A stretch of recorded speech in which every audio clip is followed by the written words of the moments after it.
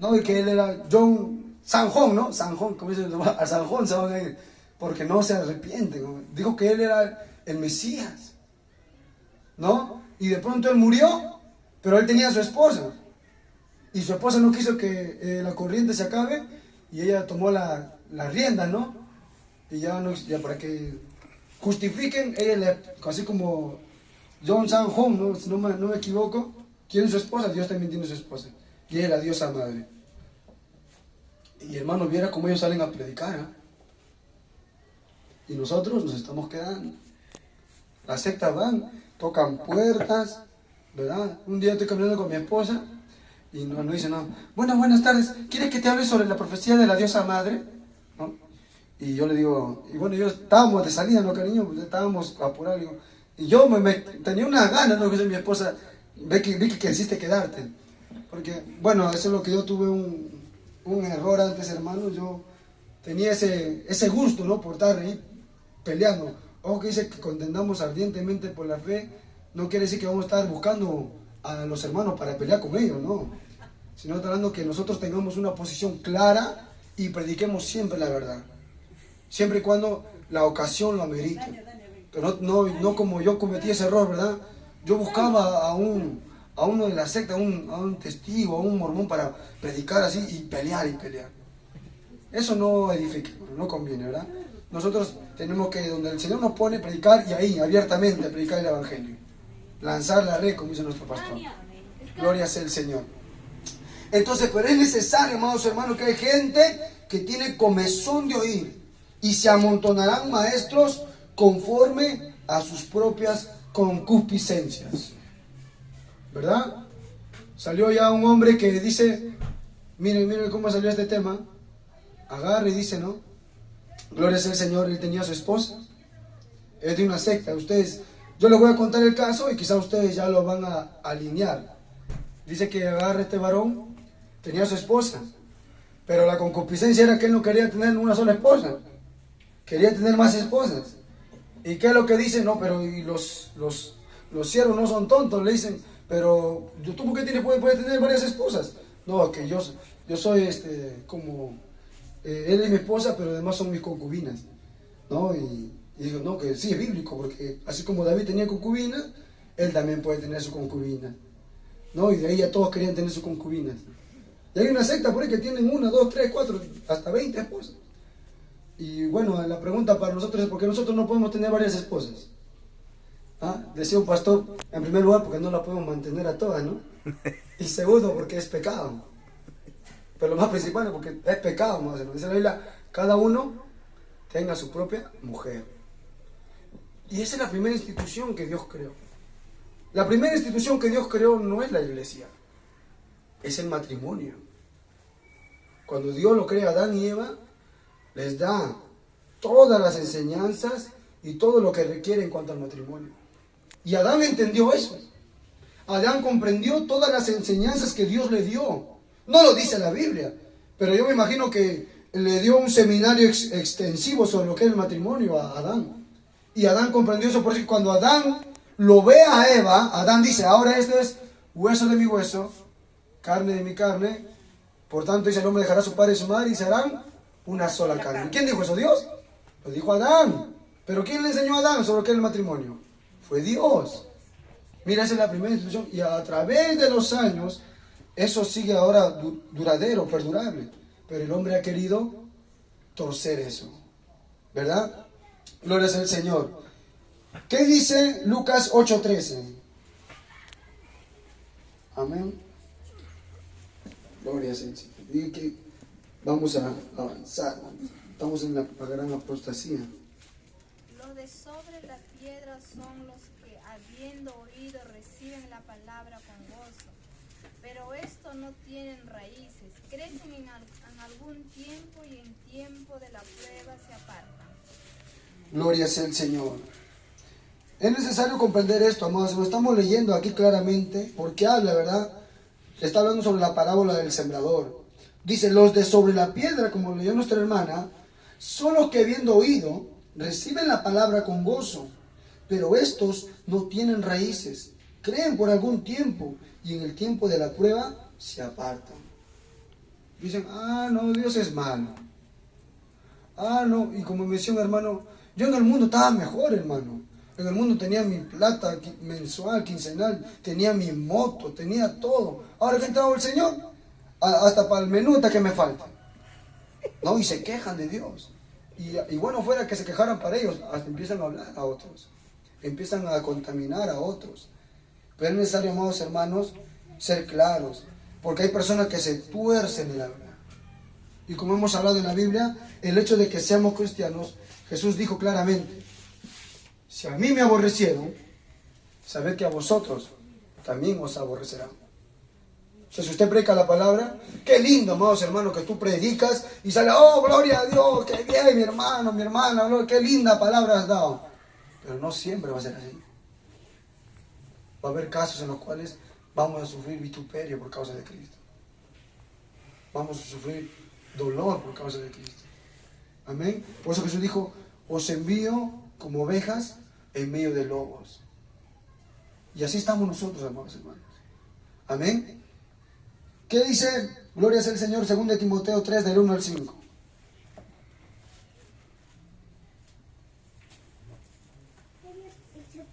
A nuestra hermana, por favor, si no puede apoyar. Dice, también debes saber esto, que en los postreros días vendrán tiempos peligrosos, porque habrán hombres amadores de sí mismos, ávaros, vanagloriosos, soberbios, blasfemos, desobedientes a los padres, ingratos, impíos, sin afecto natural, implacables, calumniadores, intemperantes, crueles, aborrecedores de lo bueno, traidores, impetuosos, infatuados, amadores de los deleites más que Dios, que tendrán apariencia de piedad, pero negarán la eficacia de ella. A esto evita. Amén. Gloria sea al Señor. Mira, nos habla claramente nuestra hermana, carácter de los hombres en los postreros días.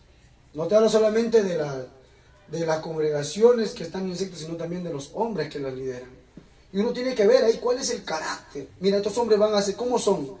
Son ávaros, vanagloriosos, soberbios, blasfemos, desobedientes a los padres, ingratos, sin afecto natural, implacables, calumniadores, intemperantes, crueles, aborrecedores de lo bueno, traidores, impetuosos, infatuados, amadores de los deleites más que de Dios, que tendrán apariencia de piedad, pero negarán la eficacia de ella. Y hay que tener cuidado. Jesús nos hablaba de dos clases de apóstatas. La primera clase eran los ladrones y la segunda es los lobos. Y hermano, mira, hay que poner atención aquí. Cuando tú ves un ladrón, tú lo puedes identificar claramente. Porque tú lo ves, el ladrón está con su antifaz, ¿verdad? Porque no sea descubierto y viene así, no sigilosamente. O sea, trata de no ser descubierto el ladrón, pero tú visiblemente lo puedes ver. Pero los lobos que se visten de oveja, ahí son un poco más difíciles. Son más difíciles de poder identificar. ¿Cuántos han escuchado la historia de la Caperucita Roja? ¿Verdad? Aunque un poco gracioso, hay que entender y tiene mucha verdad.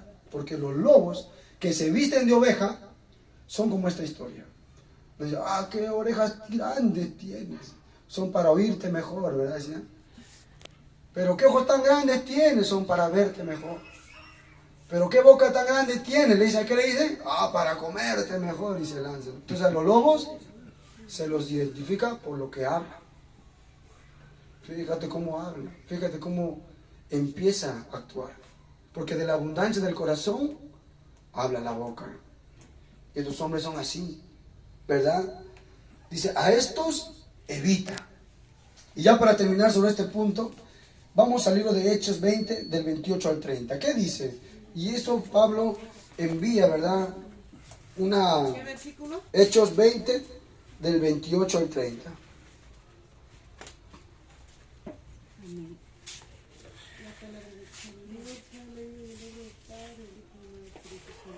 tanto, mirad por vosotros y por todo el rebaño en que el Espíritu Santo os ha puesto por obispos para apacentar la iglesia del Señor, la cual Él ganó por su propia sangre. Porque yo sé que después de mi partida, entrarán en medio de vosotros lobos rapaces que no perdonarán al rebaño. Y de vosotros mismos se levantarán hombres que hablen cosas perversas para arrastrar tras sí a los discípulos. Gloria sea al Señor.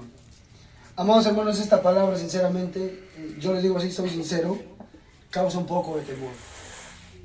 Al menos los que han sido llamados a liderazgo, los que tienen una grey bajo su poder, bajo su mando, aún los pastores, no como nuestro pastor aquí, causa temor. Porque uno puede decir, ¿no? Hay personas que son más espirituales que Pablo y dicen, lo cancelo, lo cancelo. O sea, ustedes han escuchado sobre eso, sobre, ¿cómo se llama esta doctrina? Gloria sea al Señor. Hay una doctrina que se llama, y no es una doctrina cristiana, pero que la iglesia lo ha adoptado como parte de.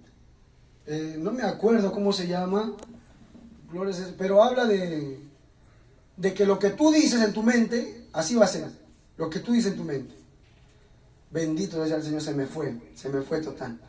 Pero habla, gloria sea el Señor, sobre lo que uno puede decir. O sea, cancélalo, o sea, hay un límite para eso, hermano. No es que todo lo que tú digas se va a hacer. No, tú cancelas, todo eso, amén, gloria sea al Señor. Pero todo eso se va o pasa por el filtro de la voluntad de Dios. Amén. Por eso hay músicas que son antibíblicas, músicas que van en contra de la palabra, y hay que ver eso, ese tema. Gloria sea el Señor. Porque Pablo está diciendo aquí que algo va a suceder. Y uno, un buen deseo, un buen sentir, un sentido positivo, por decirlo así, va a decir, yo no lo creo, y yo lo niego, que sea así. Pero Pablo dice aquí, gloria sea el Señor, y no está hablando a cualquiera, está hablando a los pastores, a los líderes. Gloria sea el Señor. Dice, por tanto, mirad por vosotros y por todo el rebaño en que el Espíritu Santo os ha puesto por obispos, para apacentar la iglesia del Señor, el cual Él ganó por su propia sangre. Mira, hermano, hay una responsabilidad tremenda. Una responsabilidad, ¿verdad? En la cual, Hechos 20, del 28 al 30, que es el quien no te va a pedir cuentas, el concilio.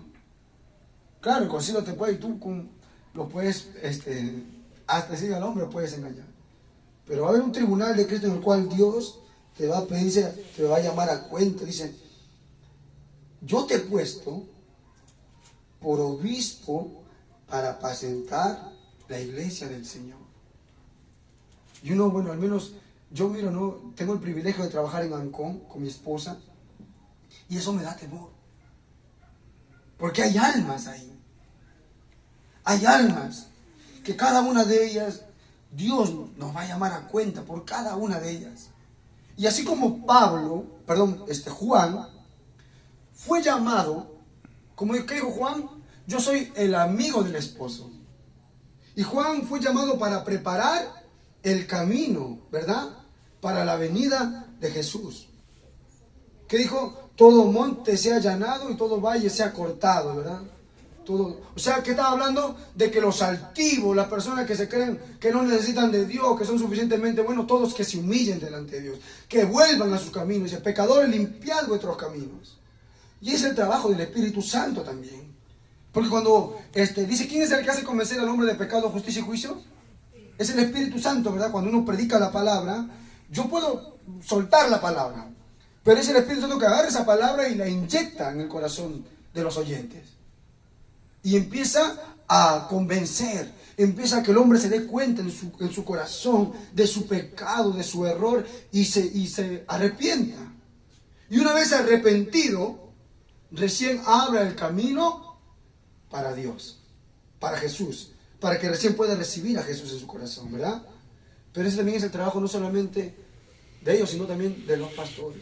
Así como Juan era el amigo del esposo, los pastores, los líderes, son los responsables de alistar o de vestir a la novia de Cristo y preparar a la novia para cuando venga el amado. Mira, y sinceramente es una responsabilidad fuerte. Por eso hay que orar. ¿Cuántos están orando por nuestro pastor, Rubén? Amén. Sí, porque el pastor decía, y es cierto, amados hermanos. Satanás dice, heriré al pastor y las ovejas serán dispersadas. Ustedes, todos tenemos pruebas, todos tenemos dificultades, pasamos nuestro desierto, porque estamos aquí en Egipto, espiritual, ¿verdad? Pero nosotros venimos aquí a la casa de Dios para renovar nuestras fuerzas, renovar nuestra confianza en Dios. Como dice, venid, como Jesús dijo, venid a mí todos los que estéis trabajados y cargados y yo los haré descansar. Y eso nosotros lo ligamos a la iglesia. Y en cierto modo está bien, porque aquí hay un siervo que Dios ha puesto para poder atender nuestras necesidades espirituales. Y eso no solamente lo sabe Dios, no solamente lo sabemos nosotros, sino también lo sabe el diablo. Y el diablo, que el Señor nos reprende, los demonios dicen, heriré al pastor y las ovejas serán dispersadas. Entonces, nos está atacando, pero centra su ataque principal y manda una artillería pesada hacia el pastor. Porque él sabe muy bien que corta la cabeza y una vez cortada la cabeza el cuerpo no sabe a dónde iría. Eso es bíblico. Dios le bendiga, hermanas, bendiciones. Gloria sea el Señor. Entonces dice, ¿por qué? Dice, la cual él ganó por su propia sangre. ¡Ah, santo Dios! Es como que Jesús diga, yo morí por mi iglesia. Y mi iglesia, la cual yo mismo he preparado, te la he encargado a ti para que tú la mantengas limpia, pura, santa, sin manchas ni arrugas. ¿A quién se le entregó? A los pastores. Y Dios lo va a nuevamente volver a pedir, amados hermanos. Yo sinceramente, cuando me pongo a meditar en esta palabra, ¡wow! Por eso dice la Biblia, hay que servir al Señor con temor y temblor. Porque yo sé, dice Pablo, que después de mi partida entrarán en medio lobos rapaces. Lo cancelo, no lo recibo. ¿Verdad? Y puede decir, se me ha ido, ¿verdad? Pero hay una doctrina que no es cristiana, es mundana, que psicológica, de la psicología, que la hemos recibido. Usted lo puede negar todo, pero dice la Biblia que así va a suceder. Ahora, ¿cuántos quisiéramos que esto no suceda? Amén, todos. Pero si Pablo dijo que iba a suceder, a través del Espíritu Santo, hermanos, va a suceder. Pero acá viene lo más triste de todo ello. Que no solamente van a entrar a la iglesia lobos rapaces, que no perdonarán al rebaño. Se van a entrar lobos y se van a querer llevar a las ovejas. Y el pastor, ¿cómo tiene? Cuando un pastor, a ver allá los que han estado en la sierra, yo no sé mucho, pero acá debe haber personas que cuando ve que un pastor ve que un lobo viene, ¿qué hace? ¿Qué le dice? Señor lobo, por favor no me interrumpa a mis queridas ovejas que estamos apacentando en paz y felices aquí. ¿Así dice el pastor? ¿Qué hace el pastor? Saca su escopeta, saca su honda y le tira a matar. Y le tira a matar. Es por eso que a veces hemos visto que hay es por eso que a veces cuando vemos, ¿verdad? A veces hemos visto a nuestros pastores tomar una actitud firme, rígida, a veces no nos ha gustado, o a veces hasta, gloria a Dios, bueno, nos hemos sentido lastimados, pero a veces ha sido necesario, hermanos. Ha sido necesario por el bien de la grey. Pero acá lo que causa más temor es lo que sigue adelante, dice, y de vosotros mismos se levantarán hombres que hablen cosas perversas para arrastrar atrás sí a los discípulos. Qué triste, ¿verdad? Qué triste. Qué triste que tengas ahí una grey y estés con un hermano enseñándole la palabra, predicándole la palabra, ayunando con él 3 años, 4 años, 5 años ahí, compartiendo la palabra, teniendo ese cuidado espiritual por él o por ella ahí, predicándole, teniendo, ¿verdad? Orando por él. Pastor, tengo ese problema, hermano, no te preocupes, vamos a orar. Lo visitas cuando está enfermo y de pronto dice de vosotros mismos, de la misma iglesia, ¿De qué iglesia que el pastor ha ido cuidando? No es, ningún pastor es perfecto. ¿Verdad? El único perfecto es el pastor de los pastores. Pero no son los pastores, nuestros pastores que tenemos, carecen. Tienen sus carencias también. Por eso dice la Biblia, a los mayores, exhortarlos como a padres. No acercarse también con una falta de respeto. No, a los mayores, dice la Biblia, a los mayores o a vuestros pastores, exhórtalos como a padres. Y a los menores, exhórtalos como a hijos, con ese amor. Como si fuera tu hijo. A veces tu hijo tienes un poco de conmiseración, ¿verdad? Pero a veces hablamos del otro, si fuera mi hijo, yo hace rato. Pero cuando hablamos de nuestro hijo nos toca también darle chicote, duele. O sea, sí le dan, pero también duele, ¿verdad? Así, a los menores también como a tus hijos. Pero esto es un texto muy triste que causa mucho temor. Y perdónenme, hermano, pero hay que hacer este ejercicio. Mirémonos las caras. Ahí nos estamos viendo, ¿verdad? Y qué triste sería, ¿verdad? De vosotros, de nosotros mismos, de uno de nosotros, se levante ese hombre que hable cosas perversas para arrastrar tras sí a los demás. Ya ustedes han pasado, ¿verdad? Una experiencia muy cruda, muy difícil. Pero doy gloria y gracias al Señor, ¿verdad? Por el siervo y por ustedes también que han sabido permanecer ahí firmes. Y ahí se muestra, lo que dice la Biblia, porque se muestran los que no son, los que son, y los que no son. Y los que perseveran son los que son. Así de claro, no hay que darle más vuelta, hermano. Acá está la Biblia y ahí está claro.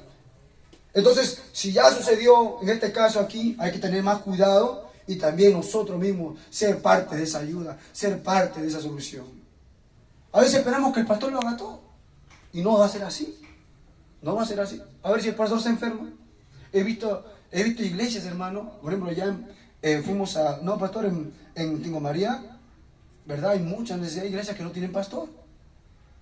¿Qué va a hacer usted? A ver, si no hay pastor, a ver si por A o B le pasa algo a nuestro pastor, nuestra salvación, lo perdemos. Nos dejamos llevar. Alguien tiene que levantarse. Y para que alguien se levante tiene que estar preparado. Y es nuestra consigna, de usted y la mía, prepararnos. Ser esa ayuda, esa columna espiritual para poder también ser de ayuda para que esta iglesia se mantenga. Y no solamente se mantenga, sino que crezca. Que haya iglesia de crecimiento. Ahora, iglesia de crecimiento no solamente tener cantidad, sino también tener calidad de cristianos. No solamente, ¿qué va a tener 100, 20, 200?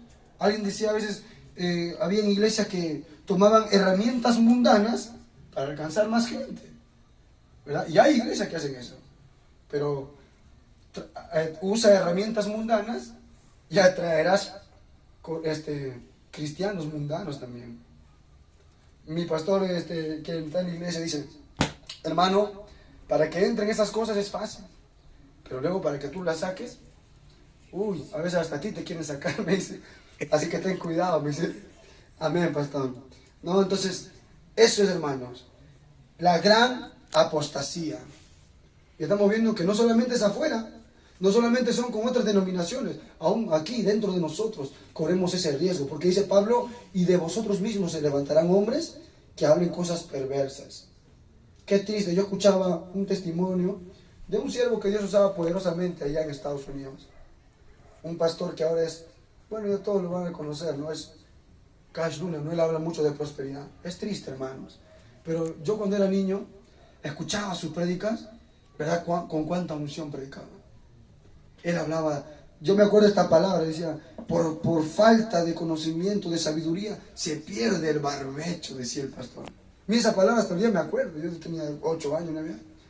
¿Y qué es el barbecho? El barbecho es que algo crece solito, ¿no? No sé si me van a dar el tiempo, pero dice el barbecho, Dios le bendiga, gloria al Señor. Uno cuando trabaja en un campo, ya sea de papa, ya sea de cualquier producto, sabe que hay un tiempo que tiene que dejarlo descansar a la tierra, ¿verdad? Y en ese tiempo de descanso hay también que tú no siembras nada en ese tiempo y solito brota, ¿verdad? Solito brota ese fruto. Gloria al Señor. Entonces eso se llama barbecho. Y resulta que en la palabra del Señor nos habla que había un tiempo, por ejemplo, 6 años el pueblo de Israel tenía la consigna de trabajar en su tierra, de poder sembrarla y cosecharla. Pero también había un año que ellos no debían plantar ni cosechar nada, para que la tierra, dice, descanse. Y en ese año que descansaba la tierra, imagínate que producían papa. Ese año que descansaba la tierra, en ese mismo año, producía solito. Y hay veces, hay casos en los cuales tú no siembras nada y solito crece. Porque ya hay años que ha estado trabajando y quedan, ¿no?, esas semillas. Y ese año brota, eso se llama barbecho. Entonces ese barbecho era usado para que los más pobres del pueblo de Israel viniesen y pudiesen alimentarse de ese barbecho. Pero dice la Biblia en Proverbios que por falta de sabiduría se pierde el barbecho. Entonces, bueno, es otra predica, ¿no? Pero a lo que voy es que, gloria sea el Señor, es que este hombre de Dios predicaba muy hermoso, muy hermoso. Pero cuando él cayó en apostasía, gloria sea el Señor, lo triste fue que cuando los de su concilio fueron a animarlo para que él se vuelva al Señor, mira cómo es, ¿no? Pues hay que tener cuidado. Mientras más subes, como dice, da un paso haciendo un paso más, pero da 2 pasos de humildad, ¿no? Entonces, él le dice a los pastores que vinieron a confortarlo, le dice, todo lo que ustedes me van a decir, yo ya lo sé. Así que, déjenme tranquilo. Y así, hermano, así. Bueno, ahora está ya compartiendo la palabra en un enfoque de prosperidad, ¿verdad? Y que dicen, bueno, y te profetizo un 2025 lleno de bendiciones, se te abrirán las puertas económicas, abrirás tu empresa, comprarás tu carro del año, comprarás tu casa. O sea, ellos te están predicando para que tú te quedes aquí. Te están haciendo, soltando palabras para que tú te acomodes aquí, porque la carro, el casa, las empresas, todo se va a quedar aquí. Y te están condicionando para que tú te quedes aquí. Ese es el peligro del Evangelio de la prosperidad, hermanos. Pero el Señor dice en su palabra, ¿de qué nos vale ganar el mundo si perdemos nuestra alma? O sea, no es malo ser prosperados. Lo malo es poner nuestro enfoque en esa prosperidad. Y Dios quiere que su pueblo dependa de Él. Dios quiere que nosotros dependamos de Él, amados hermanos. Amén. Eso es la gran apostasía. En ese tiempo nosotros estamos viviendo y hemos podido identificar, ¿verdad? Así, rápidamente. Gloria sea el Señor. Pero en este tiempo que estamos viviendo, ¿qué estamos esperando? ¿Qué es lo que está por ocurrir? Verdaderamente, ya la guerra está tomando cada vez más espacio, y ya está al punto de que hay un sofocamiento con Estados Unidos. Y como esos países tienen tratados de paz aquí con América, ya como que los está jalando. Así es la realidad. O sea, hermanos, la cosa, como quien dice alguien, se está poniendo brava, ¿no? Disculpando el término. Pero ¿qué estamos esperando nosotros? ¿Cuál es nuestra esperanza? Que todo esto se acabe, que Pedro Castillo salga de la cárcel, que el Chapulín Colorado venga y nos defienda. Nosotros, amados hermanos, estamos esperando no otra cosa, sino nada más el arrebatamiento. Esa es nuestra única esperanza. En ese proceso de apostasía tenemos que predicar la palabra del Señor a tiempo y fuera de tiempo, para poder alcanzar la mayor cantidad de almas en la cual el Espíritu Santo nos permite y nos ponga, ¿verdad? Para eso estamos aquí, para ser entrenados. Pero hay un problema aquí. El problema es que nosotros, o mayormente, la iglesia ha entreverado lo que es el arrebatamiento y la segunda venida de Cristo. Piensan que eso es lo mismo, pero no es lo mismo. El arrebatamiento va a dar inicio a la gran tribulación, y la segunda venida va a dar fin a esa gran tribulación. El arrebatamiento va a dar inicio a las bodas del Cordero. En el arrebatamiento, Jesús se va con su iglesia. En la segunda venida, Jesús viene con su iglesia. ¿Están entendiendo? Mira, la diferencia. Pero hay mucha gente. Yo me acuerdo un día tenía mi esposa cita con mi hijita en su control. Y un día escuchaba a un varón que se puso a predicar ahí. ¿Verdad? Había llevado el turno noche. Bueno, a veces mis turnos son rotativos, ¿no? Yo venía el turno noche, yo estaba así, durmiendo en la cola, y me empujaban y avanzaba. Pero lo que me llamó la atención es que él dice: he escuchado que hay hombres que están predicando sobre un arrebatamiento secreto. Y la Biblia nos dice que no es así. Y yo dije: ¿qué? ¿Cómo que? Y yo me puse así atento, ¿no? Y le empecé a escuchar. Y decía: no, yo ya he buscado de tapa a tapa, me leo la Biblia y eso es antibíblico. Y yo le digo: pero, ¿dónde no? Qué triste, amados hermanos, que escuchemos esa clase de mentiras. Porque si el segundo arrebatamiento, la segunda venida de Cristo es el arrebatamiento, entonces no estaríamos esperando la venida de Jesús. Estaríamos esperando la venida del anticristo. Que el anticristo aparezca. Nuestra esperanza ya no sería en Jesús, sino sería en la muerte. Porque en el arrebatamiento, la única esperanza va a ser que muera. Porque ahí se va a dar la salvación, a través de la muerte solamente. Entonces vamos a ver bíblicamente qué es el arrebatamiento y cómo se diferencia de la segunda venida. ¿Amén? A ver, hermana, un favor. Primera de Tesalonicenses 4, del 13 al 17. Hermana, acá un favor. Mateo 24, del 40 al 44. Hermano, un favor. Lucas 17, 34. A ver, mi hermanita, atrás, un favor. Lucas 21, 36. Nuestra hermana, la que sigue, un favor. Mateo 24, perdón, 2 de Pedro 3, 10. A ver, nuestra hermana Noemí, Mateo 24, 37. Amén. Mi hermana Guadalupe, ahí, nuestro hermano, porque pueda escuchar. Marcos 13, 32. Mi esposo, un favor. Lucas 17, 20. Ya yo lo voy a leer. 1 Corintios 15, del 51 al 52. A ver si nuestro pastor no puede apoyar, pastor, por favor, sobre Apocalipsis 3, 10, para terminar. Mire, hermano, estamos leyendo puros textos que nos hablan del arrebatamiento. O sea, te preguntan a ti: a ver, muéstrame con la palabra de Dios que el arrebatamiento es diferente a la segunda venida. Vamos a la Biblia. Vamos a entender con la palabra del Señor. Yo le dije hace un momento que habían 3 clases de teologías, que se movían por aquí y se movían por allá, ¿verdad? Entonces vamos a entender que estas teologías, mira cómo se están entrando dentro del pueblo de Dios y torciendo la verdad de la palabra del Señor. Gloria al Señor. Vamos a hablar sobre el arrebatamiento. ¿Qué dice 1 Tesalonicenses 4, del 13 al 17, hermana, por favor? Sí. 4, versículo 13 al 17. Dice: amén. Pues la voluntad de Dios es vuestra santificación, que os apartéis de fornicación. No, es 4, versículo 4, del 13. No, capítulo. Ya. Está hablando del 4.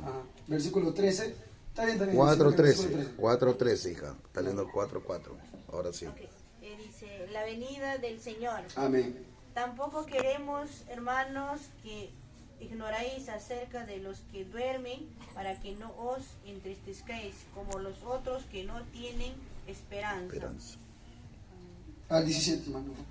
Porque si creemos que Jesús murió y resucitó, así también traiga Dios con Jesús a los que durmieron en él, por los cuales los decimos esto en palabra del Señor, que nosotros que vivimos, que habremos quedado hasta la venida del Señor, no perezcamos a los que durmieron, porque el Señor mismo, con voz de mando, con voz de arcángel, con trompeta de Dios, descenderá del cielo, y los muertos en Cristo resucitarán primero. Luego nosotros, los que vivimos, los que hayamos quedado, seremos arrebatamiento juntamente con ellos, con las nubes, para recibir al Señor en el aire, y así estaremos siempre con el Señor. Amén. Esto se llama la doctrina del rapto, o la doctrina del arrebatamiento, ¿verdad? Cuando uno habla sobre el rapto, la gente o los cristianos que no entienden esta parte te dicen, no existe rapto en la Biblia. En la Biblia no hay rapto. Claro, en la Biblia no hay rapto, pero sí hay arrebatamiento. Y la palabra arrebatamiento es mucho mejor que el rapto. O sea, el rapto sí se entiende, ¿verdad? Pero cuando habla de arrebatamiento, habla más claro, porque arrebatar significa quitar algo violentamente. Quitar o sacar algo violentamente. Pero Jesús va a sacar algo de manera fuerte, pero no va a tomar lo que no es suyo. Va a tomar lo que es suyo, a su iglesia, a su pueblo. Amén. Entonces dice, tampoco queremos, hermanos, que ignoréis acerca de los que duermen, hablando de las personas que están muertas, para que no os entristezcáis como los otros que no tienen esperanza. Porque si creemos que Jesús murió y resucitó, así también traerá Dios con Jesús a los que durmieron con él. Por lo cual os decimos esto en palabra del Señor, que nosotros que vivimos, que habremos quedado hasta la venida del Señor, no precederemos a los que durmieron. ¿Qué pasa aquí? Vamos a poner en contexto lo que pasó en Tesalónica. Los tesalonicenses, recuerden que cuando Pablo envía esta carta a la iglesia de Tesalónica, estaban en un tiempo de persecución. Estaban en un tiempo en el cual el emperador romano enviaba a los cristianos, los mataban y todo ese tema, ¿verdad? Pero resulta que también había ya en ese tiempo vivían apóstatas. ¿Cuál era la apostasía que había estado de moda en aquel entonces? Era que Jesús ya había llegado y ya se había llevado a los escogidos. Entonces los tesalonicenses se habían puesto tristes.